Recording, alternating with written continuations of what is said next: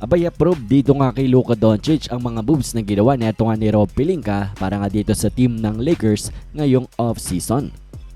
Well, sa recent interview neto nga ni Luka Doncic sa golf course ay natanong nga siya patungkol nga dito sa ginawang mga moves netong Lakers, ginawang mga moves ni Rob Pelinka para ma-improve itong ang Lakers team na ito. Kung saan ang naging sagot dyan ni Luka Doncic ay ito nga. Pakinggan at panoorin natin. How the Lakers going to be this year? You guys made some changes. Yeah, I think we have a really good team. I'm very excited to start a new season. Obviously, last season didn't end how we wanted, so I'm very excited for the new one. Well, ayon nga dito sa franchise player ng Lakers na si Luka ay sabi niya, I think we have a really good team at excited na nga daw siya sa paparating na next season, sa bagong season. Obviously, the last season didn't end how we wanted, kaya naman daw very excited na siya sa paparating na bagong opportunity para nga sa kanya at sa team ng LA Lakers, lalo na't ngayong may mga moves nga silang ginawa.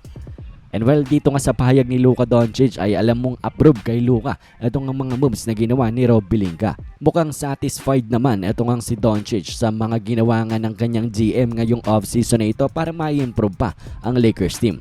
And well, nag-improve naman talaga ang Lakers team pagdating nga sa kanilang edad.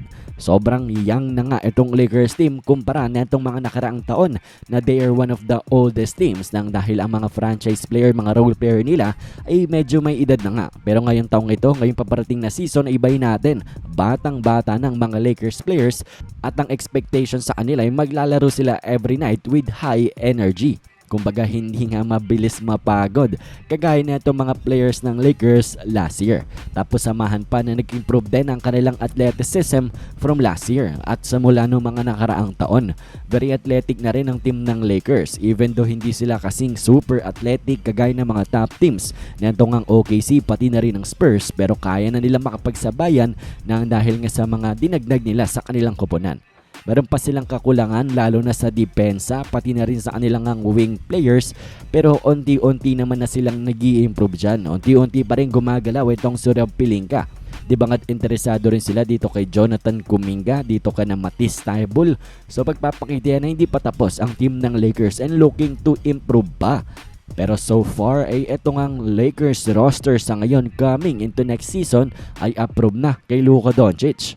Gusto niya itong ang kanyang bagong team na lalaruan for next year. At kung isipin naman natin ay very favorable nga kay Luka Doncic itong ang roster ng Lakers sa ngayon. Tinupad ni Rob Pelinka yung kanyang pangako dito kay Doncic na magbi-build around nga itong Lakers team sa kanyang strength and weaknesses. Meron na siyang lob threat, meron na rin siyang shooter, at meron pang kadadagdag lang na 3-and-D player na si Zaire Williams.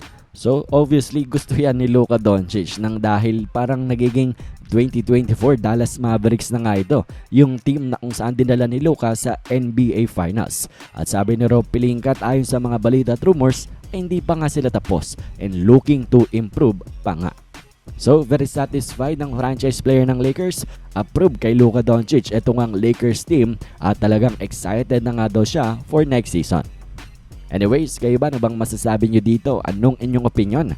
Komento nyo lamang yan sa ating comment section.